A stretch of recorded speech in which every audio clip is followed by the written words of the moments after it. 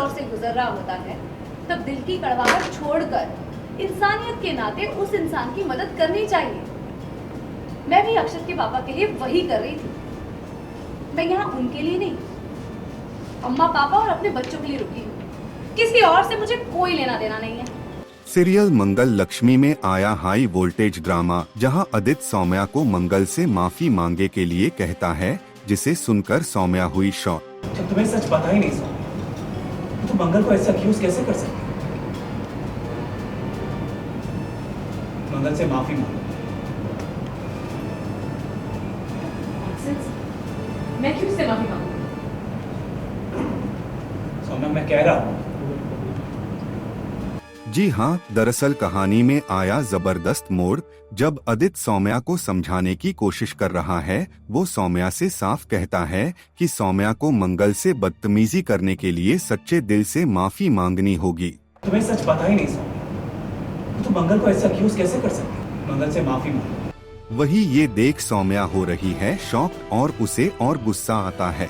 मंगल ने कभी सोचा भी नहीं था कि आदित्य जी सौम्या को सॉरी बोलने के लिए कहेंगे, और वहाँ सौम्या कह रही मैं सॉरी नहीं बोलूँगी, बट मंगल को उसकी सॉरी की कोई ज़रूरत ही नहीं है। उसके लिए यही बहुत बड़ा मूवमेंट है कि आदित्य जी को आज क्या हो गया है, मतलब कि वो सौम्या को कह रहे हैं कि मंगल की वजह, मेरी वजह से मंगल की नौकरी गई है।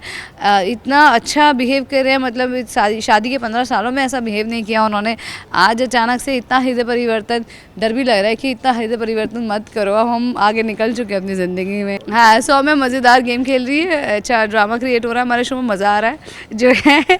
I love performing with Jiya, Saumya, Adit, all are amazing actors. Urvashi ji, oh my God, my sasu ma, she is so amazing and fabulous. I love to connect with her, performing dialogues with her. It's so amazing. I think I'm blessed that we have a good bunch of good actor, good passionate actor who every time want to give their best, throw energy on the floor. So it's amazing. मतलब डांट नहीं रहा हूँ because Saumya मंगल को कुछ कह रही है, और मैं रियलाइज़ करता हूँ ये जो कुछ भी हुआ है पिछले दिनों, मैंने अपनी नौकरी खोई है और वहाँ मंगल भी नौकरी खो दी है मेरी गलती की वजह से, बिकॉज मैं बॉस को कुछ ज़्यादा ही बोल गया, एंड बॉस मेरा जो गुस्सा है उसने मंगल पर उतार दिया। तो मैं थोड़ा सा मंगल का साइड ले रहा हूँ कि उसकी गलती नहीं है, यहाँ जो भी हो रही है मेरी वजह से हुआ है। तो आप प्लीज़ मंगल को ना कहें। इनफैक्ट मैं सौम्या से भी कहता हूँ कि मंगल से माफ़ी मांगो, और जब सौम्या मंगल से माफ़ी मांगती है वो अलग बात है। मैंने सेकंड हाफ देखा है, फर्स्ट हाफ नहीं देखा है। वो माफ़ी नहीं मांगना चाहती, पर मुझे देखती है जब पीछे तो माफ़ी मांग लेती है। तो मैं उसे थैंक यू भी कहता हूँ कि देखो आसान नहीं है तुम्हारे लिए मंगल से माफ़ी मांगना, बट मेरे लिए मांग लिया, आई एम रियली हैप्पी। मेरे लिए सरप्राइजिंग तो है, प्लस अच्छा भी लग रहा है कि सौम्या मंगल से माफ़ी मांग लेती है मेरे सामने, मेरे कहने पर ही।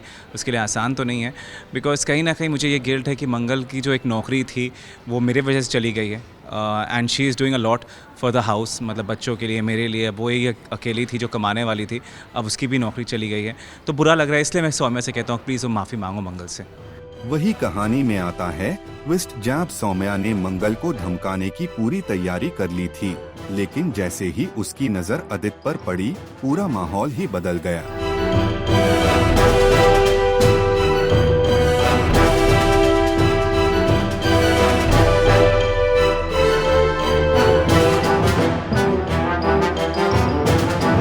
सौम्या मंगल को उल्टा बोलने ही वाली थी, लेकिन तभी उसे एहसास हुआ कि आदित्य उसे देख रहा है। सौम्या ने तुरंत सॉरी बोल दिया, पर क्या ये माफी सच में दिल से थी या सिर्फ आदित्य की मौजूदगी की वजह से? जी, आई थिंक ऐसा पहली बार हुआ है कि आदित्य ने पहली बार एक तो मंगल की साइड ली है, और ऊपर से साइड लेते लेते मुझसे भी कहा है कि मैं सॉरी बोलूँ मंगल को। बट मैं भी थोड़ा सा ओवर स्मार्ट एक्ट करने की कोशिश कर रही थी। जब मुझे पता था कि मंगल की नौकरी चली गई है, तो मुझे कोई ज़रूरत नहीं थी जाके नमक लगाने की उसके वुंड्स पे। बट मुझे बतानी थी सच्चाई अम्मा को, क्योंकि ये लोग सब इतने मेरे अगेंस्ट हो गए हैं और रोज़ कुछ ना कुछ ढूंढते हैं मेरे अगेंस्ट। तो मुझे फाइनली कुछ एक चीज़ मिली, तो बहुत एक्साइटमेंट में मुझे लगा कि मैं अम्मा के सामने ये बात बता दूं कि उसकी नौकरी चली गई है। लेकिन आदित्य ने बातें सुन ली, और क्योंकि वो अभी फ़िलहाल एक बहुत मेजर गिल्ट ट्रिप पे है, आदित्य को लगता है कि वो कुछ कर नहीं पा रहा, और वो फैमिली की रिस्पॉन्सिबिलिटी नहीं ले पा रहा, एट्सेट्रा एट्सेट्रा। तो वो खुद बहुत ही वल्नरेबल और वीक समझ रहा है अपने आप को, इसीलिए उसने आके अभी ये स्टैंड लिया है मंगल के लिए, और मुझसे कहा है कि सॉरी बोलो। करीब आने से ज़्यादा मुझे ये बर्दाश्त नहीं हो रहा कि वो उसका ख्याल रख पा रही है। मुझे खुद रियलाइज़ हो रहा है कि इतनी सारी चीज़ें होती है जो करनी होती है, क्योंकि क्योंकि मैं तो ऑफिस वाली हूँ, मुझे ऑफिस के काम आते हैं, और ये जो घर के सारे काम हैं एंड स्पेशली एक पेशेंट को कैसे संभालना, वो बहुत अच्छे से कर पाती है। और मैं आदत से बार बार कह रही हूँ कि मुझे थोड़ा टाइम दो, मैं सीख लूँगी, लेकिन टाइम तो हमारे पास है नहीं। तो ऑब्वियसली जेलसी हो रही है, और वही लग रहा है कि कहीं ये सब उसकी मदद करते करते वापस से ये दोनों क्लोज ना आ जाए। एक इनसिक्योरिटी आई है मेरे अंदर, और उसी इनसिक्योरिटी में मैंने ये सब अभी तमाशा किया है, क्योंकि मेरा वही है कि मंगल को किसी तरह नीचा दिखाऊं तो अपने आप को सिक्योर फील कराऊं। तो फिलहाल वही चल रहा है एंड बस इनसिक्योरिटी बढ़ रही है।